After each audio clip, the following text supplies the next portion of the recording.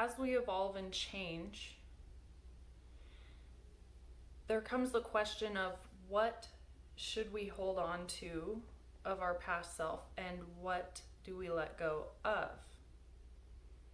For me, as I've evolved, there has been this denial of self that I've seen present symptoms of anger, resentment, or shame. And this past week, I recognized that I enjoy and that it feeds a part of me to have healthy competition in the way of intense physical activity. I had a full rights volleyball scholarship to Idaho State University. That is something that I accomplished at 17 years old. I signed paperwork for that. I miss that part of life, of the intensity of it, the competition, the self-mastery that it takes to be an athlete of that magnitude was something that I'm still very proud of myself. I'm not talking about competition in the aspect of with other women or, in relationships, because ultimately other women are not my competition. I just like competitive sports and I miss that rigorous physical activity. I have felt like since I left playing volleyball that was just not a part of who I was anymore. And in that way, I have denied self because there is a warrior within me. It's my belief that before I chose to come to this life on earth, was a part of the great war in heaven.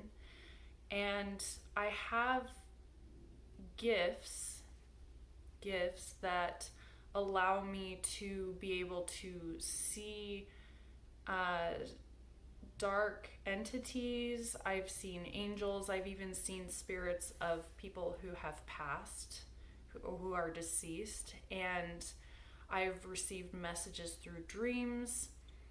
So for me, the recognition specifically with evil and evil entities, I am able to recognize that even the contracts that people have made with darkness or dark things to allow them into themselves. So I am innately a warrior. And then we kind of are going to dive into epigenetics, which has to do with, I have read a lot of how memories can be passed through DNA, much like survival traits. And I've had experiences in my life where some people would identify the dreams I've had as past life dreams. To me, the explanation feels more accurate of these dreams I have had are more memories of my ancestors that have been passed on to me through my DNA. So in that regard, I have so much genetic makeup of warrior within me. Generations of that, tribal ancestors back into Scotland, Scottish clans, and into Denmark, Sweden, Norway area, which is Vikings, all very, I even have some indigenous South American in me. And so a lot of the past life dreams that I've had include things that through study, like archaeology study, I've learned. I've seen like tools that druids used, and I've had graphic dreams about battle. So we like to think that we are civilized, logical creatures, which to some extent that we are, but human beings are still very much animals. And it wasn't that many generations back that, we didn't have the kind of life that we have now. We are not wired for things like screens and artificial light. We're not even wired really for how fast we go in cars. That's why we kind of get like zoned out, or car sickness, because our bodies over all these generations of evolution were geared towards walking speed or running speed or, eventually horseback. But we've kind of jumped past farther than our bodies can evolve to handle how quickly and fast-paced everything is now. So I'm trying to, for my own self, honor the warrior that does live within me, not label how I am as bad because I am different. I very much do still have animalistic needs and, desires to have intense physical activity. I like, the competition of it, the self-mastery of it. I like seeing the results in my body. And I feel that that's really the next step for me now that I have mastered my mind to a certain extent, that I feel comfortable puzzle piecing in my body aspect. I really feel that I want to be able to look at myself and know that I'm disciplined just based off the way I look. I am a 6 foot tall woman. I very much relate to coming into my own. I feel comfortable in my body for once in my life. I like my stature. I'm very structured, strong looking, and I really want to honor my body that God gave me, that I chose to come here and have this human experience by taking care of my body. And I listened to a talk by David A. Bednar, Things as They Really Are, and I've listened to this talk probably 10 times before.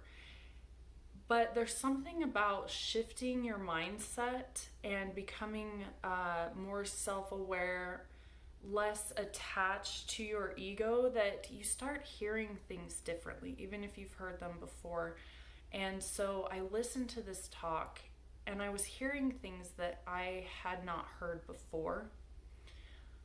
One of the things that really stood out to me was how we can be misusing our body when we decide not to utilize the talent that we have, and that alone could be a source of, denying our purpose in this life. And I had never thought about it like that.